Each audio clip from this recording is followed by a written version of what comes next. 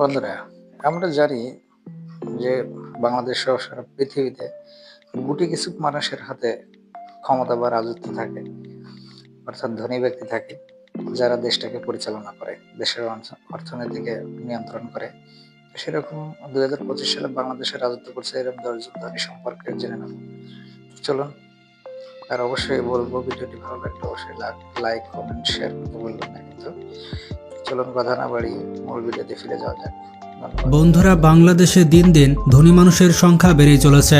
এমনকি সাবেক প্রধানমন্ত্রী শেখ হাসিনার বাড়ির যে পিয়ন ছিল, সে এখন 400-500 কোটি টাকার মালিক। এই কথাটি শেখ হাসিনা নিজের মুখে বলেছে।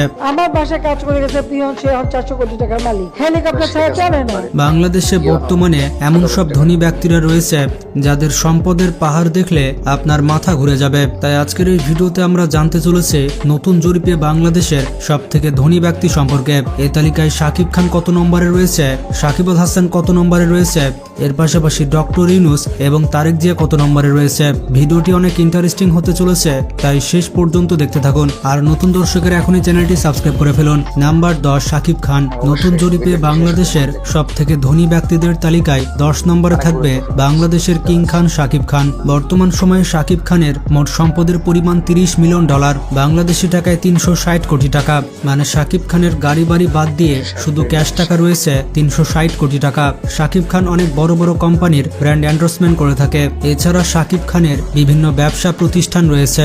সাকিব খান এক একটি বিজ্ঞাপন করার জন্য 50 লক্ষ টাকা চার্জ করে থাকেন এবং প্রতিটি সিনেমা করার জন্য প্রায় 1 কোটি টাকার উপরে চার্জ করেন। এছাড়া সাকিব খানের নিজস্ব প্রোডাকশন হাউস রয়েছে। তার প্রোডাকশন হাউসের নাম হচ্ছে এসকে ফিল্ম। তার প্রোডাকশন হাউস থেকে সিনেমা নির্মাণ করে তিনি কোটি কোটি টাকা আয় করছেন। সাকিব খান অনেক লাক্সারিয়াস জীবনযাপন করে থাকে। বলা হয়ে থাকে প্রতি রোজার ঈদে সাকিব খান একটি করে নতুন গাড়ি ক্রয় করেন। কারা কারা সাকিবের ফ্যান রয়েছেন কমেন্ট করে জানান।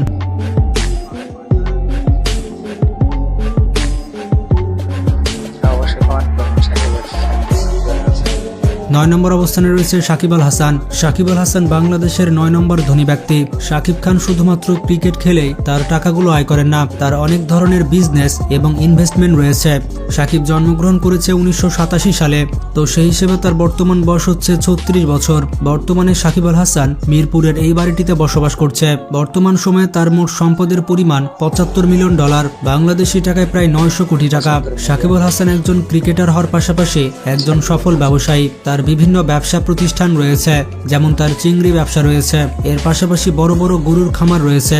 দেশ এবং বিদেশ মিলে সাকিব আল হাসানের প্রায় 75টি হোটেল রেস্টুরেন্ট রয়েছে।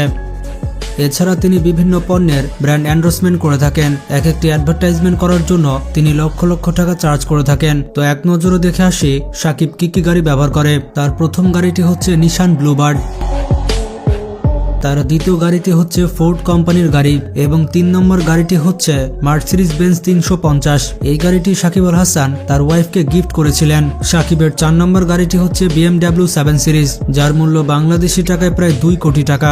নাম্বার 8, রাগিব আলী। তিনি হচ্ছে বাংলাদেশের 8 নম্বর ধনী ব্যক্তি। তিনি জন্মগ্রহণ করেছিলেন 1938 সালে বাংলাদেশের সিলেটে, তো সেই হিসেবে তার বর্তমান বয়স হচ্ছে 86 বছর। তিনি পড়াশোনা শেষ করেছেন ইংল্যান্ড থেকে। তার পিতা ছিলেন সামান্য কাঠুরিয়া। তিনি বর্তমানে যে পজিশনে এসেছেন তা তিনি অর্জন করেছেন কঠোর পরিশ্রমের মাধ্যমে। বাংলাদেশের চায়ের বেশিরভাগ চাহিদা মিটিয়ে থাকে রাগিব আলীর কোম্পানি। বাংলাদেশের সব থেকে বড় চা ব্যবসায়ী বলা হয় রাগিব আলীকে। বর্তমান সময়ে তার মোট সম্পদের পরিমাণ $310 মিলিয়ন, বাংলা টাকায় 3720 কোটি টাকা। রাগিব আলী শুধুমাত্র সম্পদে অর্জন করেননি, এর পাশাপাশি তিনি অসংখ্য শিক্ষা প্রতিষ্ঠান গড়েছেন। এছাড়াও তিনি অনেক ধর্মীয় প্রতিষ্ঠান তৈরি করেছেন। বর্তমানে তার বিশাল বিশাল 4টি বড় চায়ের বাগান রয়েছে। তার এক একটি চায়ের বাগানের মূল্য প্রায় 400 কোটি টাকা। তবে তার নামে বিভিন্ন অভিযোগ রয়েছে, তার নামে বিভিন্ন দুর্নীতির মামলা রয়েছে।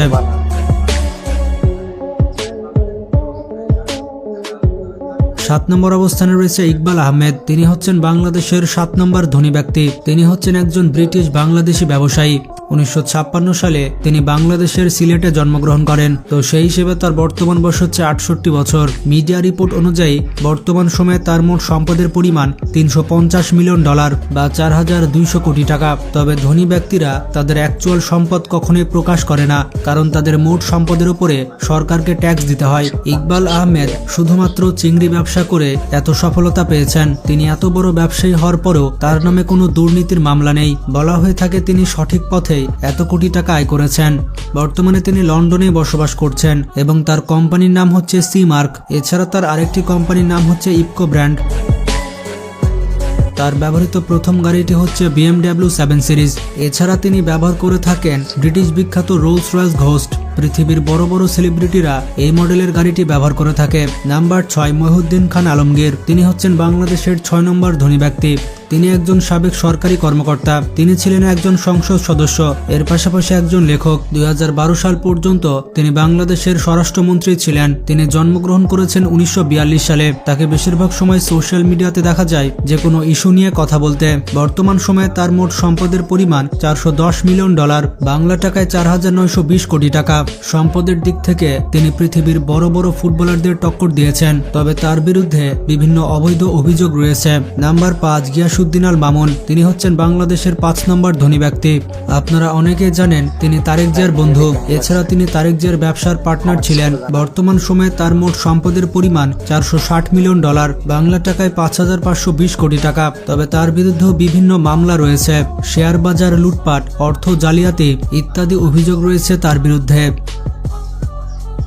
নাম্বার 4, শাহেদ আব্দুল হোসেন। নতুন জরিপে বাংলাদেশের সবথেকে ধনী 10 জন ব্যক্তির তালিকায় 4 নম্বরে রয়েছে শহীদ আব্দুল হোসেন। তিনি হচ্ছেন একজন বাংলাদেশী রাজনীতিবিদ এবং বিশিষ্ট ব্যবসায়ী। তিনি পরপর 4 বার নির্বাচিত সংসদ সদস্য। 2009 সালে তিনি যোগাযোগ মন্ত্রী ছিলেন। তিনি জন্মগ্রহণ করেছেন 1971 সালে বাংলাদেশের মাদারীপুর জেলায়। প্রথমে তিনি একজন চাকরিজীবী থাকলেও পরবর্তীতে তিনি একজন ব্যবসায়ী হয়ে যান। তার ব্যবসা প্রতিষ্ঠানের নাম হচ্ছে সাসকো গ্রুপ। 2012 সালে পদ্মা সেতুর দুর্নীতিতে বিশ্ব ব্যাংক তাকে অভিযুক্ত করেছিল।